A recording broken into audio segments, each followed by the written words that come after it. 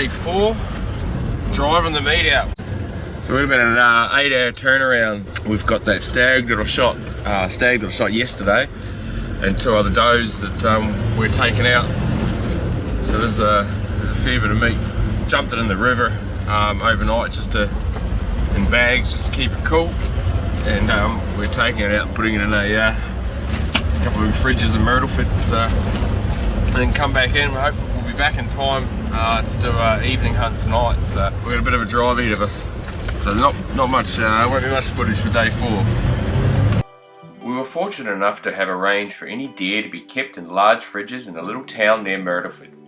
This ensured our venison would remain fresh until we completed our trip and could bone it out and vacuum seal it. Given our length of stay in the bush, this was a vital part to preservation of our game. We've just done a 8-hour turnaround trip out of the bush to get rid of the meat from yesterday, and we just got enough time to get maybe an hour and a half to our stalking tonight. So we've just come up a bit further from where we were yesterday, and I'm going to try the opposite side and give it a crack. So we've just split up. We've just found this big wallow behind me here. We're only just off the river. And it's a big game trail, so Robbie's going to follow the game trail one way. I'm going to follow the game trail the other way. Try and find another one that intersects the face just behind me. So.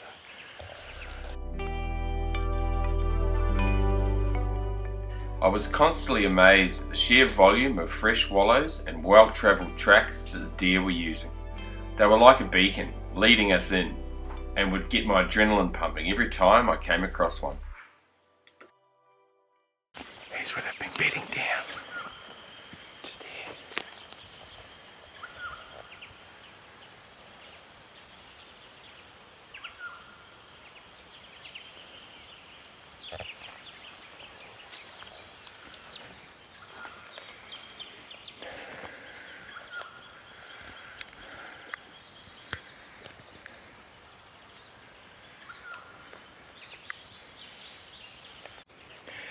Look at this game trail through here.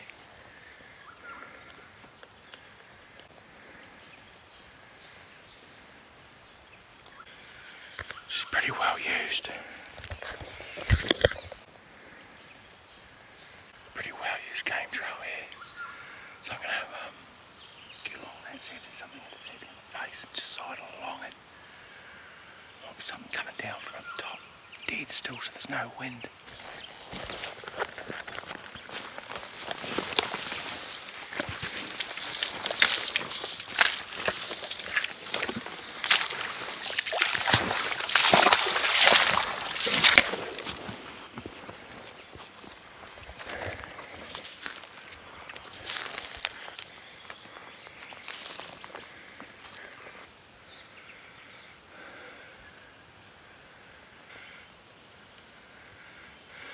This game trail follows a bit of a gully going up, so I might go up there and have a look.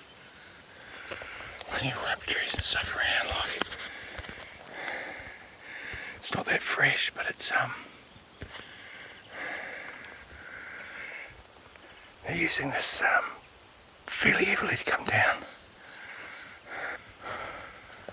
I can't believe how still it is. There's just no wind. I've just found like an intersecting game trail. This one's come up off the river, and one of them follows, sort of sidles alongside the hill, and that one goes up the valley. So I might actually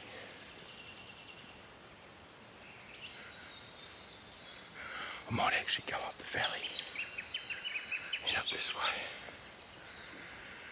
It looks like there's a bit of a saddle up there, so if anything could be coming down at this time of the day and coming down into here. It makes it hard when there's no wind and no rain, because you just can't, there's no other sound to muffle the noise that you make when you're walking through. The higher I gained in elevation, the drier and noisier the bush became. It was increasingly difficult to walk softly and quietly through the brittle undergrowth and leaves. So I decided I'd abandon my hike further up into the valley and let Rob have it all to himself, as even though we were hundreds of metres apart, one hunter is always quieter than two, and I wanted to give him every possible opportunity to land a stag should he encounter one.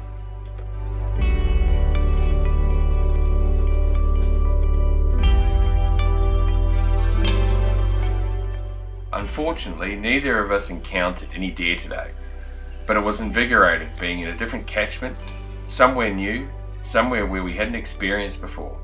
And after a 4-hour hunt, we decided to head back to camp for the night. We each cut our own plan for where we were to hunt the next day, and I decided to traverse up into a large northeast face that led up to a saddle in the hope of finding something high. It's cold this morning. Pretty much even frost on the ground in here, so had a cold night's sleep last night. When the sun gets up, it'll start warming up a bit, but it's a bit chilly. This will be our probably last day hunting down in here. I guess if we think it's cold down here, it's certainly going to be a lot colder once we get up the top, and particularly going up about 1,200 metres in elevation. So I'm at the foot of the saddle. I've come across a heap of sign, fresh. And it's after the rain that we had the other day, so 2 days ago, when I shot that stag. So I'm going to walk up one side of the saddle. I'm going to head north along the saddle.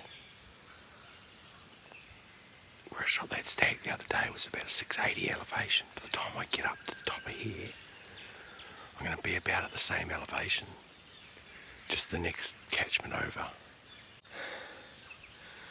This is where fitness is the key to getting this right. And I'm not near fit enough for what I thought I was going to be. Come up a bit though. It's pretty steep.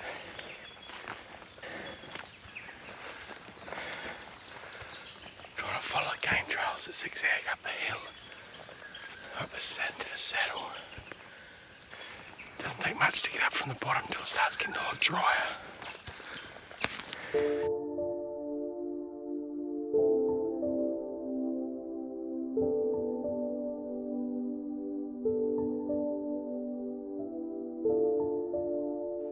As I reached the top of the saddle, I took the opportunity to glass over to the opposite face and where the northern ridgeline met up with the saddle. It was hot and dry up here, as I'd climbed up over 100 metres in elevation.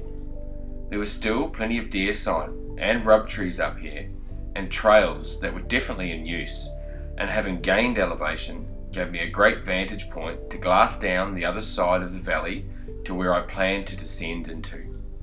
And with the wind in my face, all seemingly aligned.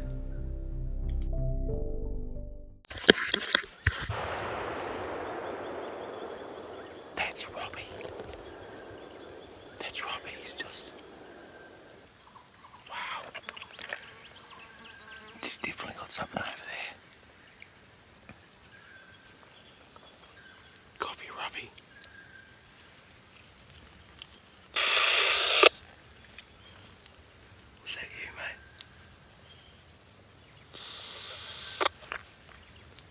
Was that you?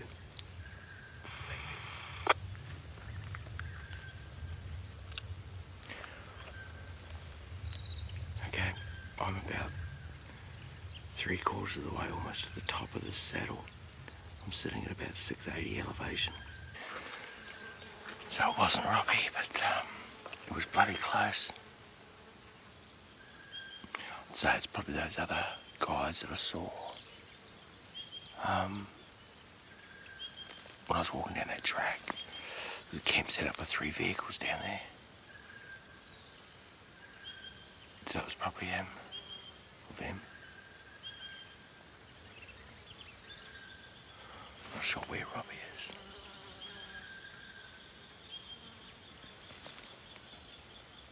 Down that way. I'm just going to sit here. I've got a heap of good elevation. I'm just going to sit up here for about 20 minutes and just glass all in front of me.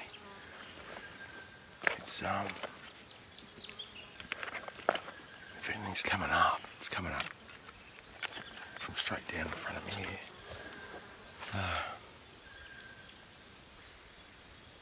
It's worth having a look. Just sitting here for a little while.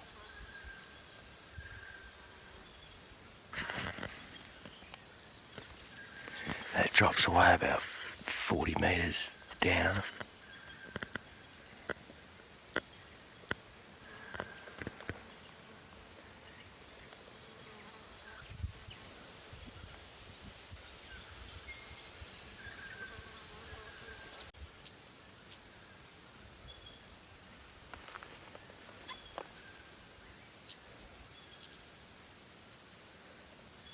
The wind's just turned around.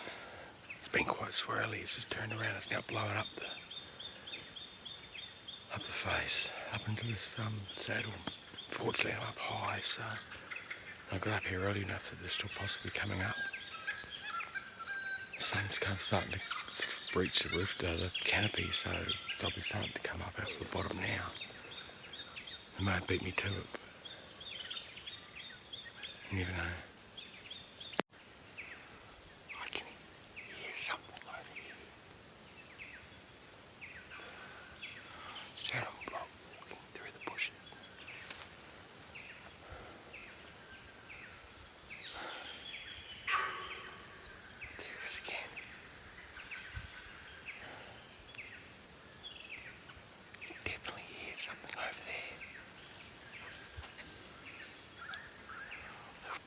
There was probably something that was bedded down. I've spooked him or something. Probably go for a look.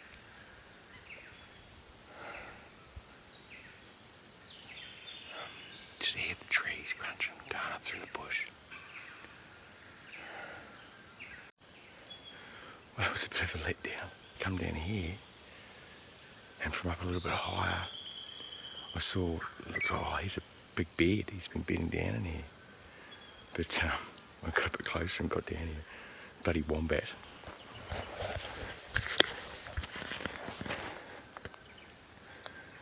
Bloody wombat.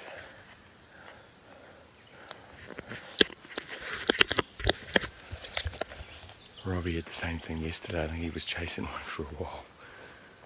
It would take a couple of steps, and then he'd take a couple of steps, and then it would take a couple of steps, and they're coming towards each other. And eventually saw it was a bloody wombat. Alright, I'm going to keep pushing on. So, I'm back on the way down again. I've walked up some pretty steep country. It's basically a 1 in 4 incline, so for every 4 metres horizontally, I'm travelling 1 metre vertically. I did that went up there for about half a kilometre, 500 metres. Sidled along it, and then so it got a bit steep. Started to go up from there, and it just started to get rocky and stuff. So I've come back down again. About halfway back down, there's a big clearing down here in front of me. The wind's pushing up in the face, which is good. So I'm just going to glass around down here for a second, see if there's nothing down, and then I'll drop down the next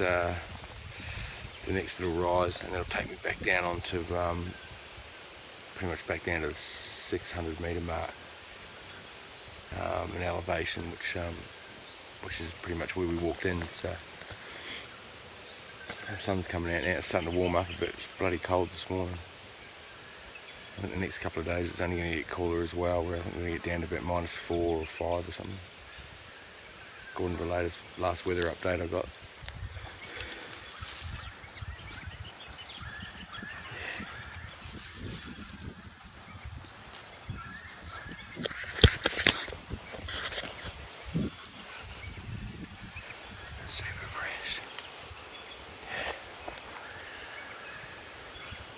Doe's been in here this morning somewhere. They're going back up. I'm coming back down last night. Definitely been something in here though. That's super fresh. Don't know if you can see through those trees, but up there, that ridge that sort of comes up, I walked through the saddle that took me up there, followed that ridge line up, pretty much walked to the top of that and over, come down to this other saddle which you can't really see down through here, and then followed a valley all the way back down. I was just walking along this trail. I've just come across some blood. It's not mine. It's just one drop of it down here. And the other thing about it is that it's fresh.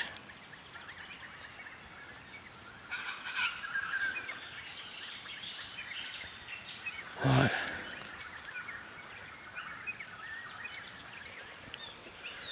Just wondering if someone's actually shot a deer and it's run down into here somewhere. I've wounded it. I don't know, but I can't really see any tracks, but it's pretty hard ground here. It's on a bloody four-wheel drive track.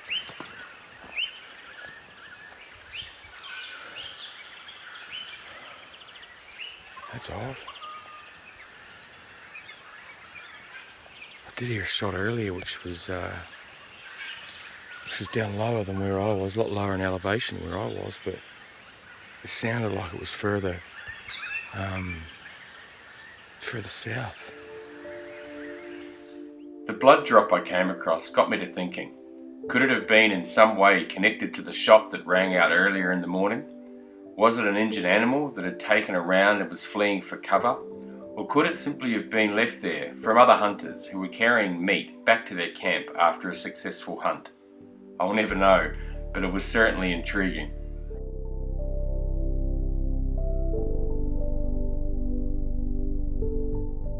This was our last day, way down in the belly of these great mountains. That afternoon was spent packing up camp for the journey up to the tops of the mountains, up 1100 metres in elevation, where snow gums, open plains and frigid temperatures awaited us. This was going to add a completely different dimension to our experiences so far, and one that we were eagerly waiting to get our teeth into. Glassing the tops of the high country.